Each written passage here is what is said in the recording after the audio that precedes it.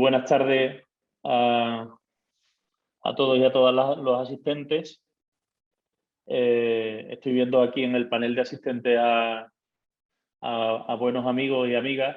Así que os mando un saludo muy cordial. Mi nombre es Manuel Portero.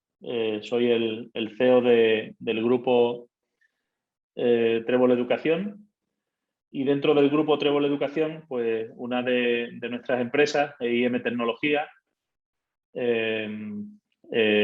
ha convocado a este webinar y para nosotros es un placer pues, poder iniciar desde hoy ya de manera formal un nuevo proyecto en el que tenemos mucha ilusión puesta y también le estamos poniendo mucho trabajo y muchas ganas. Me acompañan en este momento, creo que están en la pantalla, mi socio Juan Guerrero, a quien muchos de vosotros conocéis pues, por su dilatada y amplia y brillante trayectoria en EIM Consultores, EIM Learning y en EIM Tecnología. Y también Francisco Vico, a quien ahora después presentaré con un poquito más de detalle. Muy buenas tardes a los dos. Buenas tardes. Oye, me ha gustado la presentación dirigida hacia mí, ¿eh? Está muy bien, se ve dilatada y está genial, te lo agradezco. Está hecha desde el cariño, a los dos, el cariño a los dos. Muchísimas gracias. Bueno, pues os presento a Francisco Vico. Francisco es profesor y es investigador de la Escuela de Informática de la Universidad de Málaga desde 1996 y es catedrático de Inteligencia Artificial desde 2012. Francisco tiene reconocidos 4 sexenios de investigación y 1 de transferencia tecnológica. Es autor de 70 artículos científicos, director de 9 tesis, ha liderado 40 proyectos de investigación y realizado estancias profesionales en Francia, Alemania y Estados Unidos. Como respuesta a su preocupación por la alfabetización computacional, su grupo de investigación ha desarrollado un proyecto que se llama Toolbox Academy. Toolbox Academy es una plataforma para la enseñanza de la programación y el pensamiento computacional en menores de edad, que a día de hoy están utilizando más de 500 colegios en toda España. Desde hoy, y para mí es una gran satisfacción anunciar, os comunicamos que tenemos una alianza entre su grupo de investigación, la Universidad de Málaga y nuestra empresa, EIM Tecnología, y Toolbox Academy va a ser distribuido a partir del próximo enero de 2022 por parte de EIM Tecnología y lo vamos a incorporar a nuestro portfolio de proyectos educativos, con lo cual muy pronto os estaremos contando más detalles ya a nivel específico de este programa. El objeto del webinar de hoy es poder introducir este interesante tema de la alfabetización computacional. A mí personalmente me parece un reto. Y bueno, la idea es que podamos empezar a familiarizarnos con algunos conceptos que son ya, no son futuros, son presentes, son, como diría el clásico, rabiosa actualidad y que podamos pues, suscitar una motivación entre la audiencia pues, para ir adoptando este tipo de propuestas en nuestro centro. Le paso la palabra a Juan para que nos cuente un poco cómo se va a desarrollar el webinar y también que os explique una dinámica que vamos a realizar al final del proceso. Bueno, muchas gracias, Manolo. Hola, Francisco. Me alegro mucho de saludarte. Hola, Juan. Y bueno, voy a ser muy breve. Simplemente comentar que para hacer toda la presentación de la exposición que nos va a hacer Francisco, es mejor, os pido por favor que si tenéis alguna pregunta o vais teniendo alguna duda, la podáis ir dejando reflejada en el chat. Y al finalizar la presentación, la exposición, pues yo iré recopilando las preguntas y se las leeré a Francisco para que pueda solventarlas. Y por otra parte, se nos ha ocurrido que, dado la relevancia del tema y como sé que vais a estar muy atentos, al final de la exposición, pues También subiremos al chat de este webinar un formulario para que podáis responder 3 preguntitas muy sencillas acerca de lo que ha tratado Francisco, para que aquellos que hayan estado súper atentos y respondan bien, y vamos a sortear un regalito, que será un altavoz inteligente con acceso a Alexa, ya que vamos a hablar de la computación y de cómo las máquinas están presentes en nuestra vida. Así que nada, os animo a estar atentos, a disfrutar de este rato, que realmente va a merecer la pena. Y ya no lo dejo con Francisco. Muchas gracias, Juan. Disculpa, Manolo, que no pude intervenir antes cuando hablaba porque tenía micro mutado. Es que es un panel de control, a veces tan complicado esto de la videollamada que tenerlo todo en su sitio es complejo. Bueno, os agradezco antes que nada la oportunidad de seguir evangelizando en la línea en que venimos haciendo durante los últimos ya 7 años, sobre un problema acuciante que tenemos planteado, que no está claro cuál es su solución. Es decir, ni siquiera vale el decir es que no se está solucionando, es que no es fácil, es un problema que tiene difícil solución. Y por tanto creo que es necesario, como en casi todos los problemas complejos, pues que haya una participación por distintos frentes, ¿no? O sea, que la universidad eche una mano, quizás los gobiernos locales echen otra, quizás desde el Estado tengamos otra, quizás desde la misma Comunidad Europea también tengamos que pedir ayuda. Esto es algo que se va a resolver seguramente de manera cooperativa entre todos, ¿no? Pero al menos sí tenemos la necesidad de analizar el problema y de entender qué es lo que está fallando para que, bueno, pues una tecnología que tenemos disponible desde los años 80 no se haya implantado todavía. Eso es así porque yo en los años 80 aprendí a programar y no tuve ningún problema, porque eran ordenadores los que se vendían en aquel tiempo que solamente servían para programar. Estaban pensados, diseñados, implementados para eso, para que cuando llegaban a la mesa de un niño o de una niña, pues simplemente uno empezaba a tocar aquellas teclas y salían tokens, salían instrucciones de un lenguaje de programación que es poco ejemplar, que es el BASIC, pero que era muy fácil de aprender.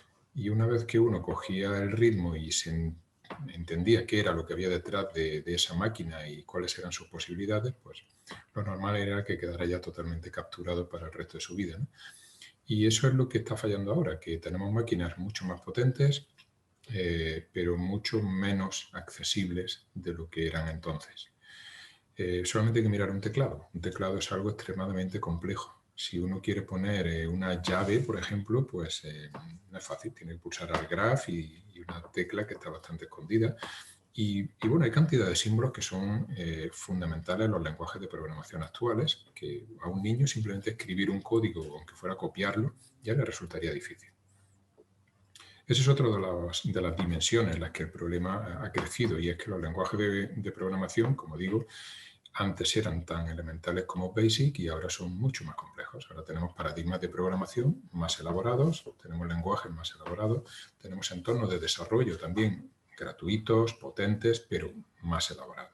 Entonces, casi todo lo que uno podría descargar de Internet, instalar y poner para pues, que un niño empezara a programar, básicamente está pensado para adultos.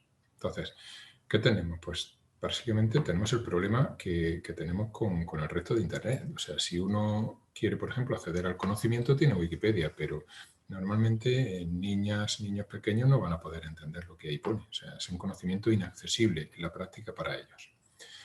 Bien, pues todo eso es el punto en el que estamos, ¿no? O sea, tenemos una necesidad cada vez más imperiosa de que se acceda a la programación y, sin embargo, no tenemos cómo dar ese acceso. Por lo tanto, si me permitís, voy a compartir una presentación así para que me sirva de guía y a través de ella voy a tratar de comunicar los principales conceptos, ¿no?, que tenemos por delante.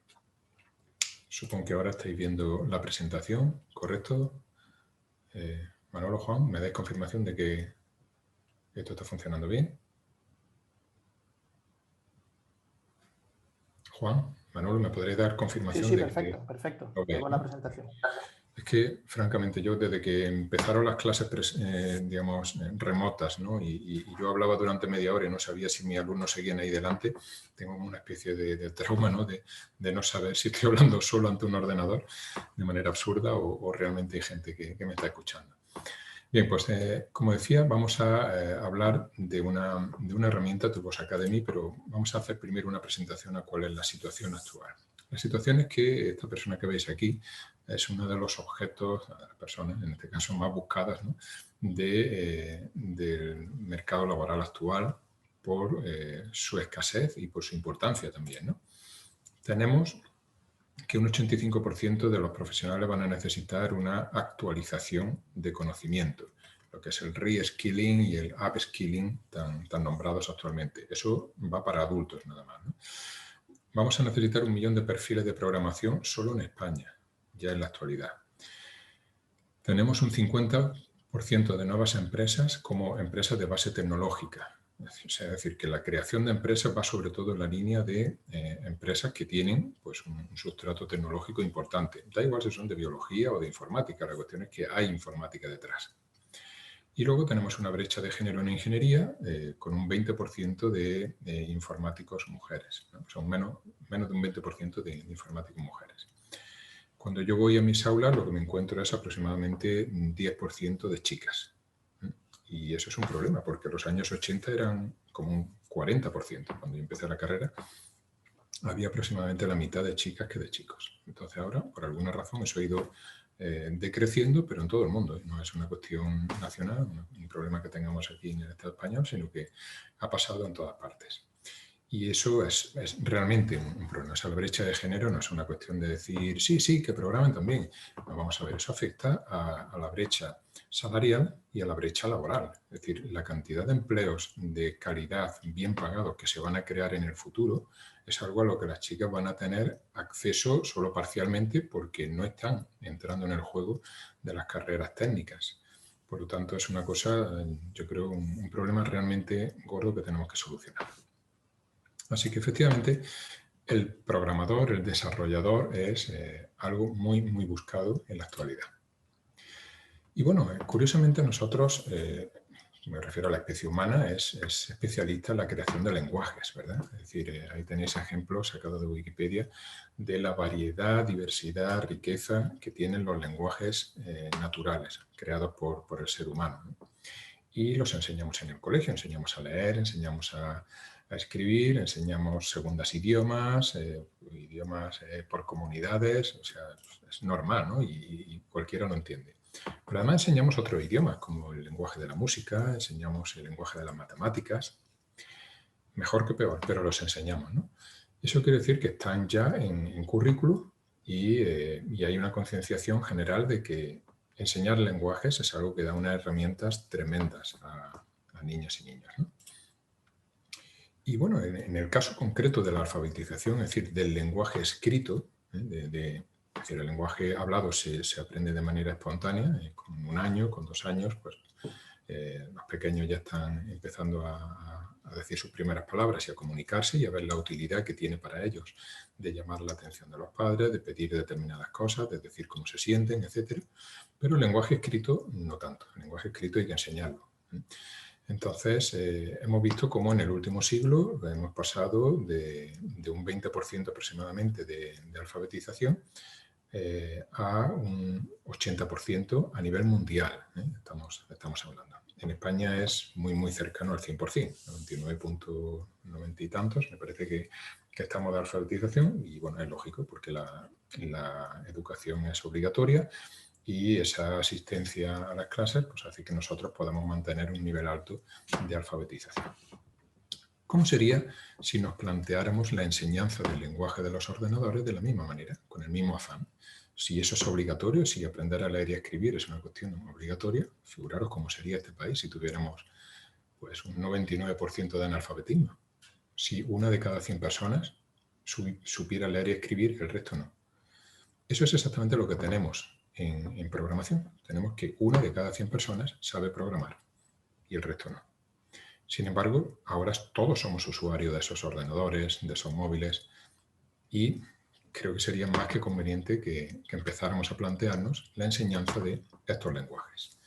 Este es un ejemplo de un texto escrito en un lenguaje de programación.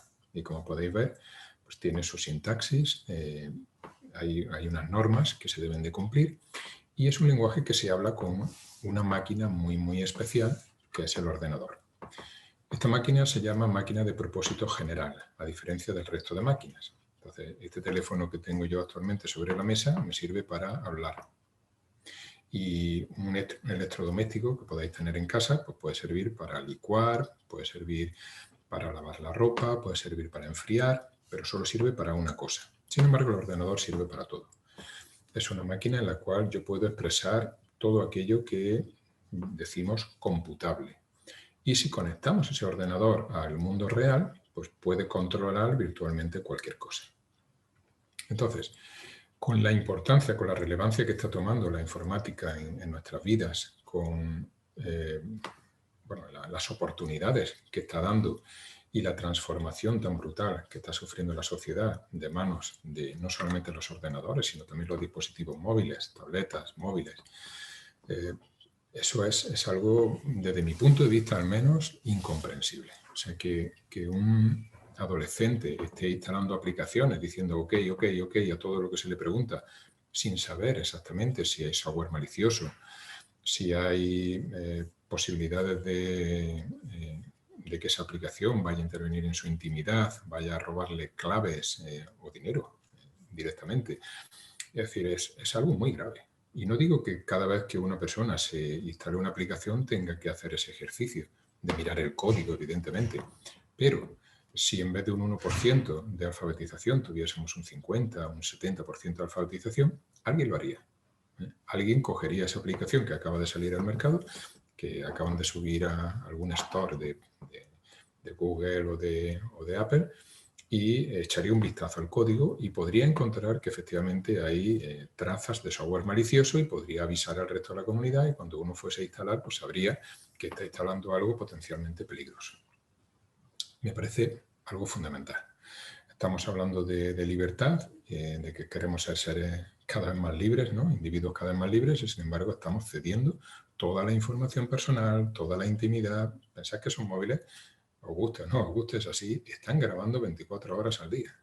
Todo. Da igual si están apagados. Están grabando todo y lo están transmitiendo a la primera oportunidad que tienen a los servidores donde quedan almacenados. Con esos datos posteriormente se comercia, se vende a otras instituciones. O sea, es un desamparo tan grande el que creo que tiene la persona que utiliza esos dispositivos y no sabe ni lo que están haciendo ni cómo resolver el problema de lo que están haciendo, que, bueno, creo que no tengo que decir más. O sea, es una cuestión alarmante incluso, ¿no? Así que, si lo vemos desde el punto más positivo, podríamos decir que el hecho de aprender esos lenguajes de programación incluso nos dará nuevas opciones. O sea, hoy en día existe Wikipedia porque ha habido programadores que lo han desarrollado. Existen redes sociales porque ha habido programadores que han hecho ese trabajo de diseño y de implementación. Si tenemos bitcoins es porque ha habido gente que se ha puesto a trabajar en una forma de intercambiar dinero totalmente distinta de las conocidas hasta ahora, ¿no? O sea, una forma descentralizada de poder negociar unos con otros. Bueno, pues todo eso está ahí gracias a que hay ese conocimiento, a que hay personas que sí saben programar y que tienen la capacidad de hacer eso. Imaginemos cómo sería si en vez de estar en un 1% estuviéramos en un 70-80% de alfabetización. ¿Cuánta gente que tiene una idea podría implementarla, podría llevarla a cabo? Por lo tanto, podríamos estar optando a una forma de sociedad totalmente distinta. Pero por otra parte, esto es un barco que ha zarpado ya y entonces se trata de que o vamos rápidamente a subirnos a él o lo perdemos. O sea, España como país tiene que plantearse que no puede estar a la zaga en este movimiento que se ha puesto en marcha. Y nosotros lo único que hacemos es intentar dar herramientas y concienciación para que eso se haga lo antes posible. Voy a obviar, por supuesto, todos los detalles de cómo fue la pandemia y de la necesidad que tuvimos de los sistemas informáticos. Sin pandemia estamos exactamente igual. Bien, pues entonces, ¿qué necesitamos para resolver el problema? Necesitamos dos cosas que están en esta imagen que veis aquí. Necesitamos profesorado cualificado. certificado, es decir, que tiene la capacidad para enseñar programación. Y por otro lado necesitamos ordenadores. El segundo requerimiento es, al parecer, menos problemático, en el sentido de que muchos centros ya están dotados de equipamiento. Honestamente, a mí me da igual si hay un ordenador por alumno o un ordenador por cada 3 alumnos. La cuestión es que tengan acceso de alguna manera. Acceso a Internet, bueno, en nuestro país parece generalizado. Incluso en un momento dado, cualquiera tiene un móvil. O sea, hasta desde un móvil se puede llevar a cabo un ejercicio de aprendizaje de la programación. El primer problema sí es más difícil de resolver. ¿Cómo hacemos que el profesorado guíe al alumnado hasta ese nivel de conocimiento mínimo como para que ya pueda, por sus propios medios, seguir avanzando? Eso es más complejo.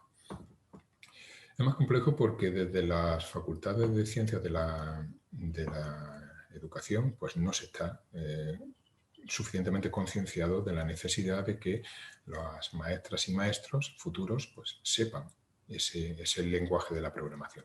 Siempre se piensa que es demasiado complicado como para implantarlo. Realmente no lo es, sobre todo si vamos a opciones amigables, ¿no? Pero no se está haciendo el esfuerzo. Y luego cuando vamos a niveles de secundaria, pues tenemos lo mismo. Ahí puede haber alguien que sepa programar porque se ha puesto por su cuenta, o puede haber informáticos, pero los informáticos, ya lo hemos dicho, están muy buscados. Y para que alguien quiera dedicarse a la docencia cuando puede dedicarse a la banca y ganar un montón de dinero, pues ahí está la cuestión, ¿no? Entonces, esa parte de luego realmente es complicada. Entonces, ¿cómo sería la cosa si nosotros consiguiéramos que el ordenador, que es básicamente con quien vamos a hablar, con quien las niñas y niños se van a comunicar en ese nuevo lenguaje que van a aprender de la programación, ¿cómo sería si esos ordenadores pudieran enseñar su lenguaje? ¿Cómo sería si la tecnología se adaptara a las niñas y niños en vez de esperar que ellos se adapten a la tecnología? Ese es el mensaje. Bien, pues tenemos un número de herramientas para conseguir esto. Todos seguramente conocéis Scratch, que es una iniciativa del MIT, del Departamento de Diseño, que surgió hace bastantes años y que está bien implantado a nivel mundial. Ellos proponen una metodología basada en bloques, donde programar es un ejercicio visual, es decir, vamos arrastrando bloques a la parte de edición y ahí se va formando un programa, pues como ese dibujo colorido que tenéis a la derecha. Es desde luego muy intuitivo, es un método muy intuitivo, da prácticamente acceso a todo lo que es la computación, ¿sí? O sea, a todas las facetas, a todos los conceptos computacionales que son necesarios, aunque se han identificado algunos problemas con la programación orientada a bloques, y es que no llega a generar un conocimiento de cuál es la sintaxis, porque para que uno asimile una sintaxis, normalmente lo que tiene que hacer es equivocarse, tiene que cometer errores. Y la programación orientada a bloques no permite cometer errores. Tú simplemente enganchas cosas o no las enganchas. Y eso, pues, al parecer, según algunos estudios, crea ciertos malos hábitos. Code.org es otra solución similar, en la cual se va también programando mediante bloques. Es muy conocida su iniciativa de la hora del código, que ha dado, yo creo, muy buenos resultados en cuanto a lo que es la divulgación de la necesidad que hay de programar. Y aparte de eso, pues lo que tenemos ya son dispositivos más orientados al hardware, ¿no? Como por ejemplo pequeños microcontroladores, placas que se pueden programar, robots que se les puede dar ciertos comportamientos, etc. El problema de esta última opción es que es cara, es decir, que normalmente esos robots pues, tienen un precio entre 50 y 100 euros como mínimo, de lo más sencillito, y luego la rigidez de las opciones que da, es decir, uno puede programar un robot pues, para seguir caminos, para evitar obstáculos y para de contar. O sea, no hay muchas más aplicaciones que se le pueden buscar a ello. Las placas normalmente pues, tratan de hacerse lo más genéricas posible, como para tener contacto con sensores, con actuadores y bueno, la verdad es que son una magnífica herramienta para que un niño que ya ha cogido un cierto nivel pues pueda programar ideas originales y ponerlas en práctica. Bueno, nuestro enfoque es que STEM definitivamente no es robótica. O sea, robótica es una opción que incluso está en la carrera de informática, y es una de las opciones más complejas. Es decir, que no hay que pensar que la informática es lo más complejo de lo que se estudia en la carrera de informática. Es así, o sea, la robótica es otra cosa, no es un pequeño juguetito que yo muevo de un sitio a otro, es algo mucho más elaborado que eso. Entonces, lo que pensamos es que hay que empezar desde abajo, o sea, hay que empezar con una herramienta lo más sencilla posible que simule el funcionamiento de un mundo cualquiera. En este caso, pues lo que tenemos es un pequeño avatar, un robot móvil que se va a mover en un mundo discretizado y donde nosotros podemos enseñar pues, desde un lenguaje de programación muy básico, como el que nosotros hemos propuesto a la comunidad, que es ToyScript, que es, bueno, es como un lenguaje muy sencillo, pero que además tiene unos elementos que eliminan ciertas barreras de entrada para las niñas y niños. Entonces, permiten que ciertos conceptos que se hubieran comportado como un obstáculo para que siguieran aprendiendo, pues se asimilen más fácilmente. Pero no solo eso, podemos enseñar hasta inteligencia artificial. Dentro del mismo entorno, nosotros podemos hacer que esos robots no solo se muevan como nosotros les decimos, sino que haya algoritmos que les permitan tomar decisiones por sí mismos respecto a cómo deben de moverse. En este caso veis un ejemplo de un programa hecho en JavaScript con unas librerías propias implementadas por nosotros que permiten a ese robot decidir cuál es el camino óptimo para ir a buscar la tuerca. Normalmente cuando las niñas y niños ven este tipo de ejemplos, pues es como un boom mental para ellos, ¿no? Porque se dan cuenta de que pueden pasar de decirle al robot lo que tiene que hacer a decirle al robot cómo puede pensar por sí mismo. Y eso es un cambio sustancial en el enfoque. Entonces, niños de bachillerato, jóvenes de bachillerato, podrían perfectamente acceder a pues, lo que es lo último, ¿no? A la inteligencia artificial y tener un acceso a unas competencias tremendas.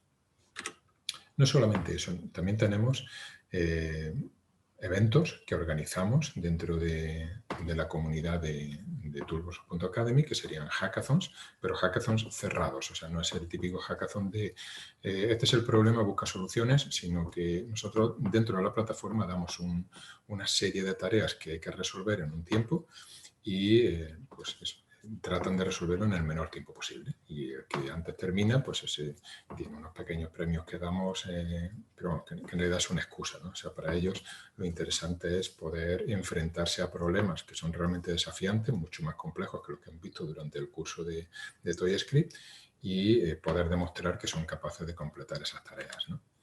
Además, tenemos una serie de televisión que se ha estado emitiendo en Andalucía, en Canal Sur, en la banda, durante o sea, el contenedor este infantil de la banda durante los fines de semana y también en el País Vasco, en NTV, y que son 30 episodios donde se ilustran los principales conceptos de la programación a través de una presentadora que juega el papel de una astronauta que programa sus robots en su nave espacial y bueno, pues, a través de la misma plataforma pues, va enseñando cuáles son esos conceptos computacionales que deben de conocer.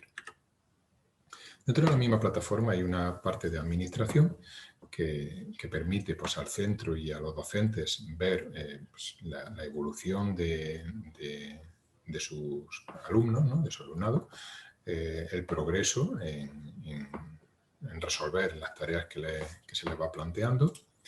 Hay también una experiencia detrás de todo esto, es decir, no ha sido un diseño loco, sino que empezamos pues, con un prototipo que llevamos a la Junta de Andalucía, la Consejería de Educación, me encantó la idea, lo adoptó y entre todos acordamos hacer una validación en el centro de Andalucía y pudimos sacar una serie de publicaciones de ese estudio, un estudio bastante riguroso por cierto y con un número de participantes bastante alto, y pudimos ver cosas como por ejemplo que en sexto de primaria esta curva roja que veis abajo a la izquierda, pues teníamos ya un grado de asimilación de conceptos de programación equivalente al bachillerato y a la secundaria, ¿no? Es decir, están en el mismo clúster que estaría la secundaria. Mientras que el resto de cursos de primaria, que tendríamos el primer ciclo de primaria y aquí cuarto, quinto y luego ya sexto, pues hay una maduración cognitiva evidente, que eso se sabe, pero no solo por programación, sino por otros estudios,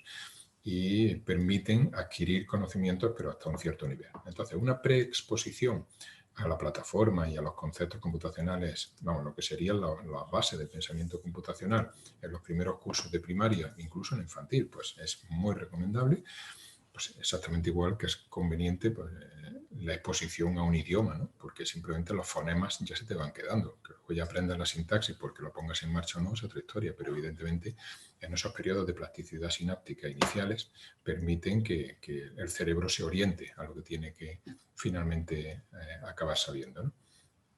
Pues como digo, desde tercero de infantil se puede empezar a implantar una solución de este tipo para pensamiento computacional, es decir, para enseñar pues eso, cómo un problema se descompone en subproblemas, cómo se abstrae la información, cómo se reconocen patrones que luego se pueden repetir y entonces dan una visión computacional de todo que al final se expresa de manera algorítmica, que es como finalmente el pensamiento computacional dice que hay que hacer estas cosas. Otro estudio, que lo pongo aquí pues más que nada como anécdota, porque en realidad no dice nada nuevo para nosotros, es que no había ninguna diferencia por género, es decir, que chicos y chicas tenían exactamente el mismo desempeño, como era de esperar, desde primero de primaria hasta segundo de bachillerato, porque cubrimos todos los cursos preuniversitarios, todos los niveles, y efectivamente tenían el mismo desempeño. O sea, no había ninguna diferencia estadística entre cómo programaban las chicas y cómo programaban los chicos. Lo cual quiere decir que si cuando llegan al segundo bachillerato deciden no coger carreras técnicas, no es porque no sean capaces, es seguramente porque les faltan modelos a seguir, porque no ven que otras chicas lo hagan y entonces de alguna forma deciden por carreras más femeninas o que les van a convenir más por alguna otra razón. Pues bien, el objetivo entonces que estamos tratando de perseguir con todo esto es, como decía, el pensamiento computacional. O sea, que niñas, niños, jóvenes aprendan a pensar como un ingeniero. Es una cosa que les beneficia, o sea, que les da una manera de entender el mundo, de afrontar los problemas, de resolución de problemas, evidentemente, que es conveniente. Para ello, como digo, tienen que tener esos pilares de pensamiento computacional, como son abstracción, modularización, identificación de patrones y la posibilidad de expresar algorítmicamente en algún tipo de lenguaje ese conocimiento. Entonces, básicamente, cuando enseñamos programación, estamos enseñando ese pensamiento computacional. Se puede hacer explícito o se puede hacer implícitamente, pero lo cierto es que quien aprende programación de alguna manera está aprendiendo a hacer esas cosas. Entonces, la propuesta que nosotros hemos puesto sobre la mesa es, pues es prácticamente un currículo de primaria y secundaria, donde lo que tendríamos sería 15 unidades, 15 temas, si queréis, que van desde las instrucciones de interacción con el mundo, es decir, pues cómo movemos a ese pequeño avatar, a ese personaje que es con quien el estudiante se identifica totalmente, pues mover arriba, abajo, derecha, izquierda, etcétera. Secuencias de instrucciones, o sea que esas instrucciones se van poniendo una detrás de otra a modo de receta de cocina o lista de la compra y que eso funciona así, de arriba abajo. Luego entramos en lo que serían las estructuras de iteración, los bucles, como el bucle repeat, que es una novedad en el lenguaje de programación ToyScript, que ocuparía los 4 siguientes módulos. Luego entraríamos ya en esos niveles de abstracción, que es representar la información en forma de variables, que básicamente es álgebra, no es otra cosa. Comandos para entrada de datos, operadores aritméticos, estructuras condicionales, bucles indefinidos, donde hay una condición que puede ser más o menos compleja, y para ello los últimos módulos, 14 y 15, pues enseñan cómo serían las interacciones con operadores relacionales y operadores lógicos. Por lo tanto, se pueden construir realmente programas muy complejos dentro de este lenguaje de programación ToyScript, siguiendo este orden de enseñanza. Entonces, lo que hemos comprobado es que efectivamente niños de sexto de primaria pueden asimilar todo el curso de ToyScript, pueden llegar a los 15 módulos y salir de primaria dominando un lenguaje de programación elemental. Para después en secundaria, o bien por su cuenta, porque la informática, como seguramente sabéis, es una disciplina muy autodidacta, pues puedan ir a sus propios medios, a internet, a buscar, a foros o donde sea, y empezar a aprender por su cuenta, que es como muchos informáticos actualmente aprenden, ¿no? Simplemente voy a proponer lo que sería un ejemplo de implantación. O sea, digamos, un centro quiere desde mañana empezar a trabajar y lo quiere hacer de una manera conservadora. Bueno, pongamos que se centre en el segundo ciclo de primaria. En este sentido, destacar que hay comunidades que apuestan por la implantación de TIC en primaria y otras que no. Es decir, que hay muchas que se centran en la secundaria, como diciendo, bueno, pues ya tienen edad ahí para ir asimilando un lenguaje, pero hay otros que arriesgan un poco más. Andalucía, de hecho, lo ha hecho durante los últimos años y propone que haya asignaturas obligatorias o ahora opcionales de enseñanza de las TICs, ¿no? Entonces, una posibilidad sería, por ejemplo, cuarto de primaria. En cuarto de primaria aprenden esos módulos iniciales que son muy sencillos, porque lo que es mover el robot a derecha e izquierda es muy fácil. Los bucles también tienen una estructura sencilla. Las variables, lo que es la entrada de información, pues no supone un gran problema.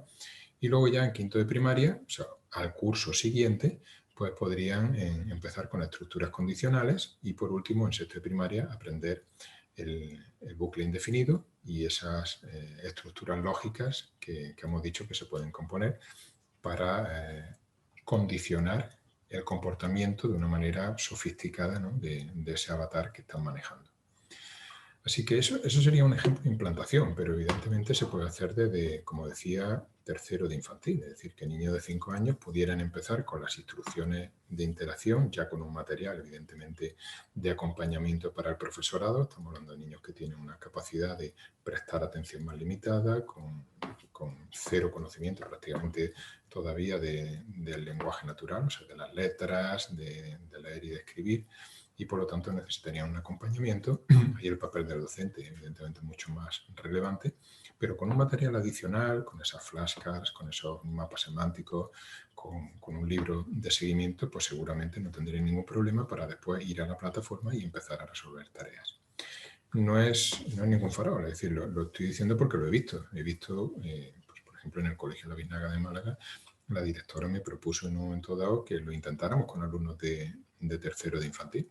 A mí me parecía que era una locura, pero ella insistió, me dijo que con la ayuda de mediadores seguramente lo podríamos conseguir y así se hizo. Se eligieron a dedo personas de sexto de primaria, niños y niñas que sabíamos que podían ser buenos mediadores, que ya conocían la plataforma, se sentaron junto con niños de 5 años y empezaron a programar. Ellos no conocían lo que era la letra R ni la letra T, pero sabían que esta secuencia escribía un comando que hacía que el robot se moviera en una dirección. Y efectivamente, durante el experimento vimos que eran capaces de aprender esa secuencia. Y eso no es aprender a programar, evidentemente. Igual que aprender a identificar una palabra no es aprender a leer, que muchas veces ocurre, ¿no? Que decimos, ya leí, y no. En realidad lo que he aprendido son 3 o 4 palabras que las sabe identificar muy bien. Pero es algo, es una entrada en el juego y sobre todo es saber que hay un lenguaje desafiante, excitante detrás que seguramente me puede dar mucha satisfacción. Ellos de hecho no lo ven ni siquiera como un lenguaje, lo ven como un juego. O sea, piensan que lo que están haciendo es jugar, nada más. Hemos tenido algunas sesiones en las que cuando terminamos decían, las niñas y los niños decían, pero bueno, no nos ibais a enseñar a programar. No se habían dado cuenta de que en realidad estaban programando. Y eso es significativo. Entonces, si queréis, muy rápidamente voy a hacer una demostración de cómo va la plataforma, pero muy rápido, ¿de acuerdo? Aquí tenéis la plataforma, como he dicho, con un editor, una parte de enunciados y aquí podéis ver las tareas para los distintos módulos. Ahí tenéis el módulo 1, el módulo 2, de secuencias, el módulo 3 de bucle repeat y aquí estarían todos, ¿vale? Y me voy a ir a un módulo en concreto que tenemos aquí de demostración para enseñaros cuál es la metodología docente que se ha elegido para la plataforma. La idea es que el profesorado tiene un papel muy relevante en la enseñanza de la programación, pero no necesariamente tiene por qué saber programar. Entonces, para ello, todos los conceptos computacionales que se enseñan están divididos en 4 fases, o sea, se enseñan en 4 fases, de manera que según el tipo de tarea, pues vamos a ver un aspecto del concepto computacional u otro. Aquí vemos, por ejemplo, una tarea de tipo demo, donde simplemente moviendo a la derecha, pues el estudiante ve que que el robot tiene un comportamiento concreto, ¿no? Entonces, este comando write lo que va a hacer es mover el robot a la derecha. Y simplemente viéndolo con un problema que ya está resuelto, el problema era que tenía que coger esa tuerca y el programa estaba aquí, pues se va dando cuenta de que eso es lo que tiene que hacer. Ahora va a aprender la secuencia de movimientos y entonces se va a dar cuenta de que si escribe write debajo de write, pues entonces ejecuta una cosa y luego la otra. Se va iluminando una línea, luego se elimina la otra y entonces ya ve que lo que ha hecho es ejecutar la primera y luego la segunda. Pero son tareas, como digo, de solamente demostración.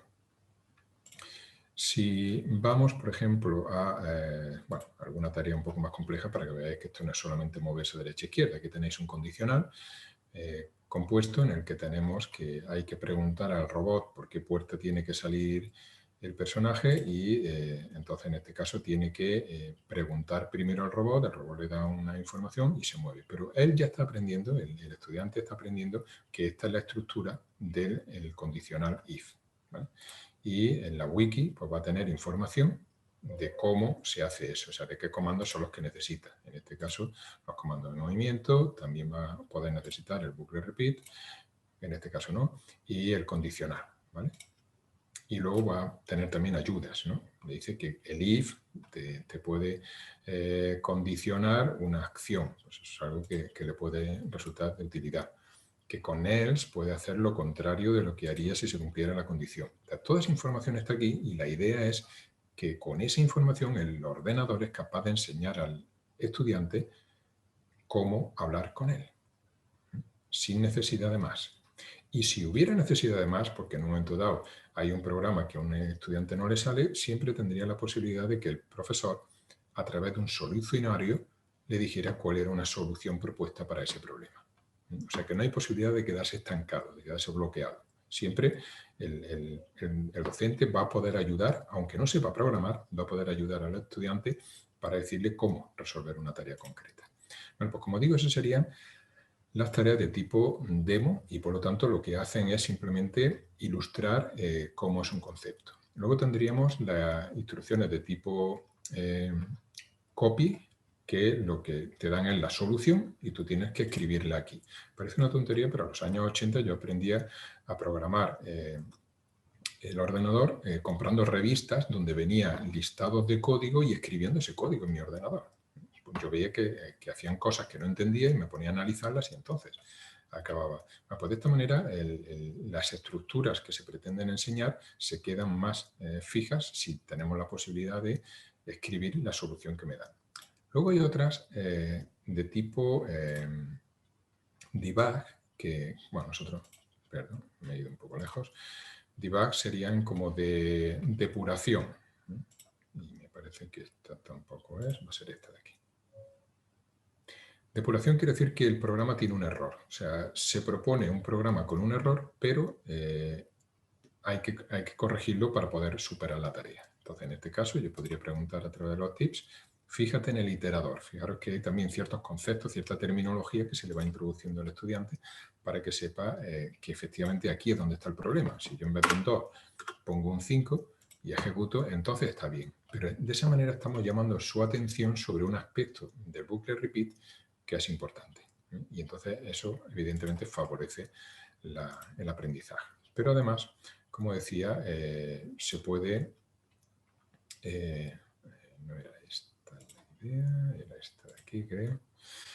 Se puede, por último, un cuarto tipo de tarea, que sería la tarea de tipo code, que lo que pretende es que tú escribas el código por completo. Te doy la wiki, te doy la sintaxis, lo que tú necesites, pero el código lo escribes tú.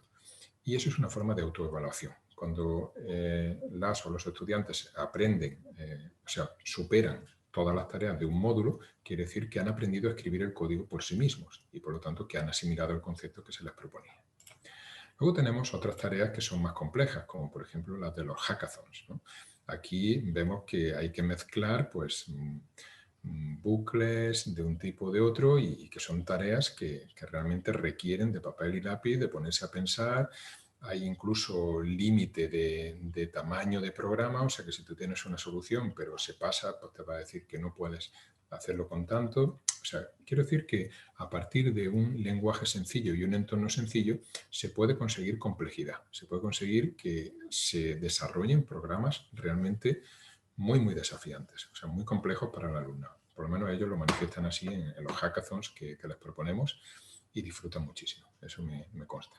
Y luego ya por último enseño que también se puede enseñar inteligencia artificial, como os decía. O sea que esto que veis aquí no es cómo decirle al robot qué camino debe de seguir para encontrar la tuerca, sino que es más bien una forma en la cual el robot va a pensar que puedo tirar por aquí o puedo tirar por allí y va explorando celda a celda cómo se puede mover desde cada una de las celdas hasta que su planificación llega hasta la tuerca.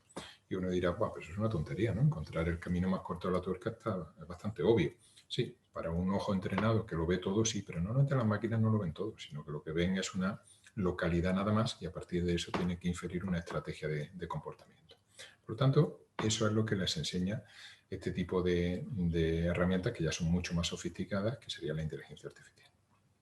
Así que bueno, eso yo creo nos da una visión general de cómo sería una posible metodología de uso, cuáles serían los recursos y cuál es la formación, como he dicho, muy escasa que sería necesaria. Nuestra idea es que esta plataforma sirva también para acreditar conocimiento, es decir, que tanto estudiantes que van pasando por ciertos niveles, como llegar a sexto de primaria programando en ToyScript, llegar a cuarto de secundaria programando en JavaScript o llegar a segundo de bachillerato conociendo algoritmos de optimización y de inteligencia artificial, pues tenga la posibilidad de, a través de la Universidad de Málaga, acreditar ese conocimiento y de la misma manera al profesorado. O sea, profesorado que haya demostrado un cierto grado de actividad en el uso de la plataforma, que es competente en enseñar programación de esa manera, pues también se le reconozca, se le certifique eso, que como sabéis es una línea que está siguiendo el INTEF actualmente, precisamente para resolver el problema que planteamos al inicio de la charla, que no hay suficiente personal para enseñar este tipo de habilidades. Así que bueno, quiero terminar diciendo que a pesar de lo pesimista que haya podido parecer mi planteamiento, tenemos un gran aliado en todo esto que es la curiosidad infantil. Si conseguimos que ellas y ellos se pongan delante del ordenador para hacer algo distinto de interactuar en redes sociales, si podemos decirle que hay una manera de comunicarse con los ordenadores y de hacer cosas absolutamente maravillosas, seguramente la curiosidad hará el resto del trabajo y de eso es de lo que se trata. Así que muchísimas gracias por atender este webinar y espero que haya sido de utilidad y pueda tener un futuro en vuestros centros. Muchísimas gracias, Francisco. Ha sido realmente súper interesante. Como, bueno, siempre que tenemos la oportunidad, que tengo la oportunidad de poder escucharte. Y te voy a transmitir algunas preguntitas que hay por aquí, ¿vale? Para que nos escriben en el chat. Si alguien quiere escribir alguna más, pues nada, está a tiempo de poder escribir tanto en el chat. Preguntan si hay experiencias, has comentado algo desde el Colegio La Biznaga, pero dicen, ¿hay experiencias de colegios que trabajan en lenguaje computacional en primaria baja? ¿Me puedes decir algunas? Sí, sí la hay. Os puedo decir el que más actividad tiene. Es el colegio en Jaén, en el pueblo Jódar concretamente. General Fresneda.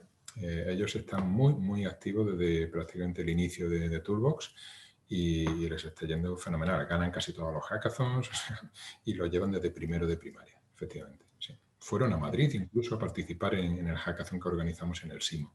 O sea que una gran actividad la que desarrollan.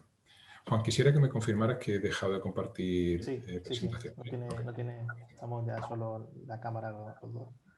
Bueno, por aquí me preguntan, ¿qué diferencias hay entre enseñar robótica y programación? Bueno, la robótica necesita la programación. Sin programación no tenemos robótica. Ha habido profesores que me han dicho, ojalá yo hubiera encontrado esta herramienta antes de darle el curso de robótica, porque para entonces pues, aprender ese lenguaje C o ese lenguaje Python que luego llevan a los microcontroladores le hubiera sido realmente muy, muy útil. Yo entiendo que el robot tiene un gran atractivo para los niños, ¿no? Entonces, si decimos que van a poder manejar una máquina, van a poder controlarla, van a poder hacer comportamiento inteligente, pues sí, pero francamente eso queda muy lejos, ¿eh? O sea, es muy elaborado, la verdad, para primaria, por supuesto, pero incluso para secundaria es algo que a mí me parece muy elaborado y también costoso para los centros, ¿no? Entonces, las diferencias principales son esas, los costes que tiene, lo que se puede llegar a hacer con un robot y el hecho de que al final necesita programación. Y en términos de ventajas, también propone Laura, que es la que nos pregunta, en términos de ventajas, ¿qué ventajas tiene la computación frente a la robótica? Frente a la robótica. La robótica. Bueno, la programación se aplica en todas las áreas, absolutamente en todas las áreas. Tú puedes saber programar y hacer una app para móviles o para tabletas o hacer una página web funcional, dar un servicio. Puedes hacer prácticamente cualquier cosa que tenga una CPU detrás. Con robótica lo que puedes hacer es más bien interactuar con el entorno. Es decir, que tú puedes hacer algo, pues no sé, que encienda la luz cuando tú pasas por una puerta. O sea que mediante sensores y actuadores pues puedes poner en marcha cosas interesantes.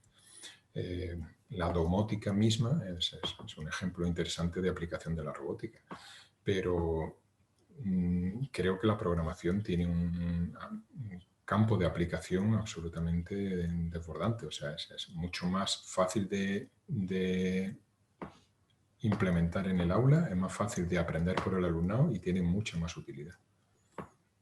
Alejandro nos pregunta, dice, ¿el lenguaje computacional es único y universal o hay varios? Lo digo porque has hablado de JavaScript como ejemplo del lenguaje. Bueno, hay muchísimos lenguajes de programación. Lo que ocurre es que todos tienen los mismos principios. Bueno, hay también paradigmas, hay formas de programar, ¿no? La programación funcional, la programación lógica, el diseño orientado a objetos o la programación estructurada son formas diferentes de abordar el mismo problema, ¿no? Pero lo normal es la programación estructurada. Si quieres el diseño orientado a objetos como un aditivo a esa programación estructurada, eso es lo más básico para estas edades. Y lenguajes hay montones. O sea, de hecho, nosotros proponemos uno nuevo, ToyScript. Pero JavaScript es un buen lenguaje para empezar, sobre todo porque se pueden beber dentro de las páginas web y eso da la posibilidad de hacer cosas que funcionan inmediatamente. Un lenguaje de programación que sirva para hacer aplicaciones para iPhone, pues es mucho más complicado para ellos, obviamente. Pero hay muchísimos, solo que todos básicamente son lo mismo. La gran ventaja de eso es que cuando aprendes uno, ya aprender los demás te resulta más fácil. Hay una pregunta vía canal YouTube que nos hace Paula que dice, ¿crees que sería viable una asignatura de pensamiento computacional? ¿Por qué no se ha planteado aún, siendo tan importante? Porque alguien la tiene que enseñar. Ese es el problema de partida. Necesitamos que alguien explique qué es el pensamiento computacional y para eso lo normal es que sepa pensar computacionalmente. Es decir, que si alguien me da clase de inglés y no habla inglés, pues lógicamente no va a hacer gran cosa. Y de hecho hasta podría decir que esa fue mi experiencia. O sea, yo cuando llegué por primera vez a Estados Unidos con 22 años, no sabía hablar inglés y había dado inglés durante toda la secundaria. ¿Cuál fue el problema? Pues que me enseñaron a hablar inglés personas que no hablaban inglés, mayormente, no todos, pero mayormente era así. Entonces, si una persona que no sabe pensar computacionalmente enseña computación, va a tener un problema. El ordenador piensa computacionalmente. Por eso creo que es el gran aliado. O sea, debe ser él el que asuma el papel, la responsabilidad de enseñar a niñas y niños cómo se piensa computacionalmente. Pero el problema principal es ese. O sea, tenemos que formar a miles y miles de personas en pensamiento computacional para llevarlos a las aulas. Fijaros que aquí en Andalucía yo vi la programación de una asignatura que era competencias digitales de sexto de primaria y me pareció curioso que no hablara de programación, pero al final del todo vi que decía esto está basado en la Directiva Europea DISCOMP. Es una iniciativa de la Comunidad Europea para decir qué se debe de enseñar a estos niveles, ¿no? Y fui a buscarla y efectivamente vi que era una copia, prácticamente una de la otra, pero donde decía el estudiante tiene que saber escribir código, interpretar código, adaptar código, corregir código, todo eso estaba quitado. Estaba quitado porque necesitarás personal en primaria que sepa enseñar todo eso. Entonces, eso no se podía exigir, evidentemente, y por eso se había quitado. Fíjate, es fácil cuando necesitan un recurso que es el docente, lo más fácil es borrar el texto. Sí, o asumir el coste. Exacto, exacto. Bueno, Carolina nos deja aquí un mensaje que lo comparte con todo en el chat y aprovecho y lo comparto también contigo, que dice: la programación no acabará de entrar y de estabilizarse en los centros educativos hasta que no se contemple en el currículum de manera oficial o haya una línea estratégica clara de la dirección del centro. Los demás son buenas intenciones de algunos docentes y sin demasiada continuidad. En mi centro no es así y trabajamos robótica y programación desde primaria hasta cuarto de secundaria. Aún queda mucho, pero mucho camino. Pero estamos en ello más allá del Lego League y otros concursos externos. Lo suscribo al 100%. Estoy totalmente de acuerdo en que tiene que haber una directiva desde arriba que obligue a las comunidades a ponerlo en el currículo. Y si no, se seguirá haciendo, pues eso, por iniciativa personal. O sea, este centro que estaba mencionando en Jaén es magnífico porque el profesor que lo lleva tiene una motivación tremenda. Y entonces eso hace que funcione. Y es un colegio público y va fenomenal. Y consigue los medios y consigue el tiempo para impartir, como digo, desde primero de primaria. Pero eso no es así en todos los lados. Por lo tanto, Claro, tiene es verdad que el docente es el motor de cambio, pero necesita el apoyo de la administración. Efectivamente. Porque al final, si no, es un suceso, no un proceso de cambio, ¿no? Eso es. Y también el apoyo de soluciones. Es decir, si existen soluciones como las que hemos visto, es decir, como esos entornos de programación y como el mismo Turbos Academy, pues tenemos al menos unas herramientas con las que empezar a abordar el problema. Nosotros estamos actualmente siendo considerados en Uruguay